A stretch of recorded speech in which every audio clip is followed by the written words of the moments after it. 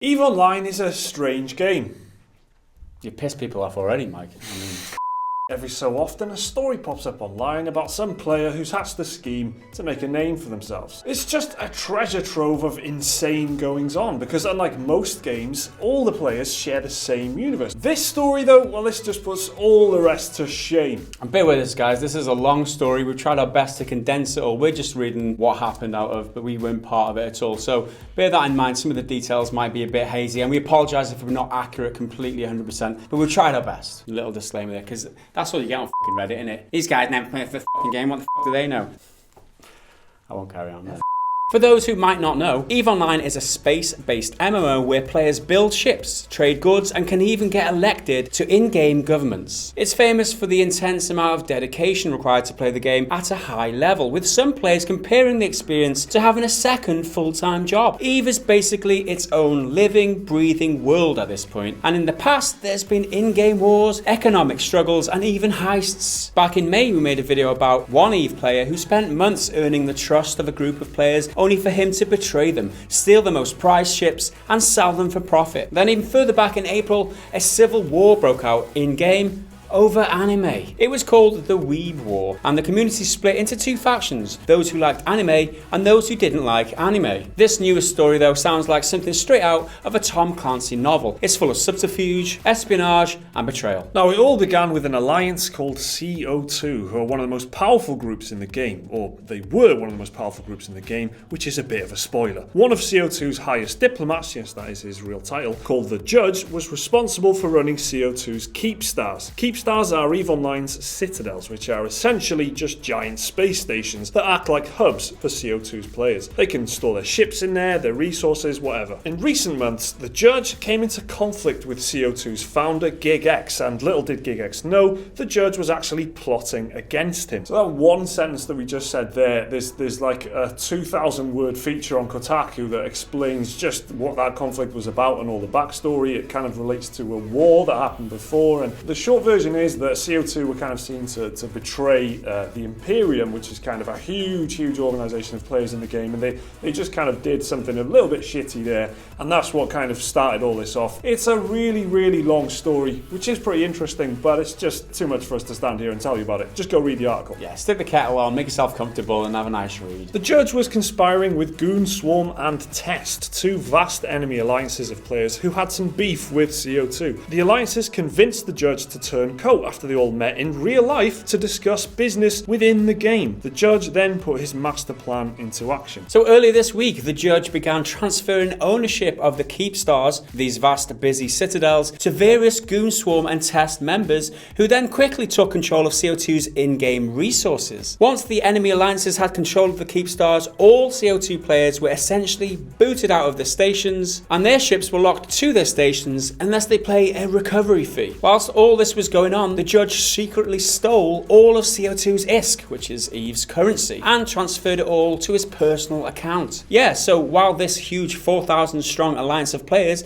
were busy trying to figure out what the hell was happening to the space stations, this guy was stealing all their cash. So just like that, he made himself the in-game equivalent of a trillionaire. The real world value of this ISK has been estimated to be around $13,000. All this left CO2 pretty much defenseless and unable to fight back, and according to EVE players, CO2 is now completely done for. So this is one of the biggest kind of betrayals in the game's history, I guess. It's not just one guy who screwed over one kind of group of players, it's someone who's taken down like an entire... I mean, they're essentially guilds, like if you can compare them at all to any other MMO. They're just massive organisations of players. He just completely disintegrated one of those. 4,000 strong corporation, yeah. Just like pretty much disbanded, it's not disbanded completely, but it's taken it down, ripped it of its assets. It's like a coup. It's not a war. It wasn't a huge battle or anything. It's a guy who just kind of flipped the switch basically, and he had the keys to the kingdom. This one guy had the control of all these space stations, just turned the control over to another faction in the game. And I don't mean faction with like the game's proper terminology, but another group in the game, which was the Goonswarm. And then all these space stations belong to the Goonswarm, just like that. And then not only that, He stole all of CO2's money while CO2 were trying to figure out, shit, what's happened to our space stations? He was just like draining their wallets of all their cash as well. A lot of the community, especially what we've seen on Reddit, they're all saying like, well, this is what happens when you give one guy like so much responsibility for assets in your corporation. This is what's going to happen, which I think is a bit harsh. Yeah, there's it's a bit harsh. Little sympathy. And this whole thing came about because of like this Eve fan fest, right? That happens every single year in Iceland, is where like all the corporation leaders get invited to this fan fest. So apparently when this was going on this year, they had a secret meeting. The Goonswarm like leader had a secret meeting with this the judge guy, and this is where this plan was hatched out. So you know, it's like corporate espionage and on a higher level. And this is all happening, playing out in a game. It's so enthralling, and this is why we love covering these stories, because it's game, it's done for fun, but there's just so much intrigue there. It's awesome. Everything in the game has a kind of a real-world value as well. It's a subscription-based MMO, technically, so you still have to pay to play the game. However, you can pay using in-game currency, in very layman's terms, to pay for the subscription, right? So it's actually, that in-game currency is worth something in the real world, right? So using that, everything in the game is worth a bit of money. So then these are actual real-world assets that he's stolen, basically, from thousands and thousands of players. He's just like, we'll have that, thanks. And now that's about $13,000 worth of stuff that's just in his bank account. But that's just our take on the situation, and it doesn't stop there. Let's look at what happened next. GigX, the leader of CO2, was completely stunned by the judge's betrayal and even resorted to essentially threatening to cut his hands off. Writing in the CO2 chat, GigX said, "The judge, feel free to use your hands by typing here while you still can." But the judge, being the master tactician he is, was already prepared for this kind of thing. The judge was live streaming the chat on Twitch, where viewers took screenshots of the threats made by GigX and reported him to Eve's developer CCP Games. CCP Games take threats of violence very seriously, and so they hastily banned GigX from Eve Online forever. So not only did he steal all this shit, he essentially grassed on him, or like the viewers of the stream grassed on him. So he didn't technically grass on him, but he got him banned.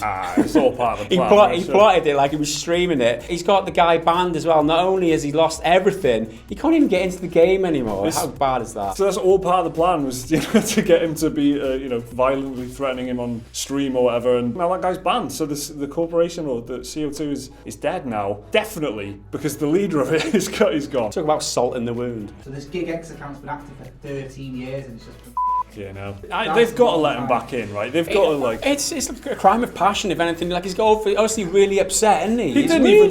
I'm gonna cut your hands off. He implied that you can while you still can use your hands. Maybe he thought, like, I'm gonna break into your house and blindfold you so you don't know where the keyboard is, so you can't use your hands. Yeah. Maybe it was just that. Yeah, exactly, yeah. So with the leader of CO2 permanently banned from the game and all the in-game assets frozen for up to 20 days, the CO2 Alliance is near enough dead and gone. They've already lost almost 1,000 players in the wake of all this, which is a quarter of their entire roster. It was a brutal and calculated coup that was executed with cold efficiency. Eve players say that this will put an end to an in-game war that has been raging on for the past few months, given that one of its biggest participants has just been completely paralysed. Players say CO2 have only themselves to blame for giving one player far too much control over their most prized possessions. So that's where this story comes to an end. For now, who knows what will happen next week, but this is another in a long line of like soap opera type shenanigans that go on in the Eve Online universe. And I used to play it, I used to get involved in it, but I know for certain that I don't have the commitment it takes to be able to play. I would love to have the time to be a part of all this, because it sounds so awesome, isn't it? It's like you either play games or you play Eve. I just can't see how you'd manage to do both. And that's what makes Eve Online so different to all the other games. It's like giving the players power over the economy, over the resources, over everything in this game. All of the players are making this game and making the law and everything that develops from the game. Does anyone even care about the game itself, the base game itself? Because it's all like politics and intrigue. And like I said, that's what makes Eve Online so unique and special as a game. So there you go, guys. For our money, that's one of the craziest stories we've heard from the Eve Online world. What about you? Do you think there's something better out there? Let us know what it was down in the comments. Remember to like the video if you enjoyed it. Subscribe if you want to see more stuff like this every single day. Another video right there, which you could watch right now. And there's a link to Patreon if you want to support the channel. See you next time.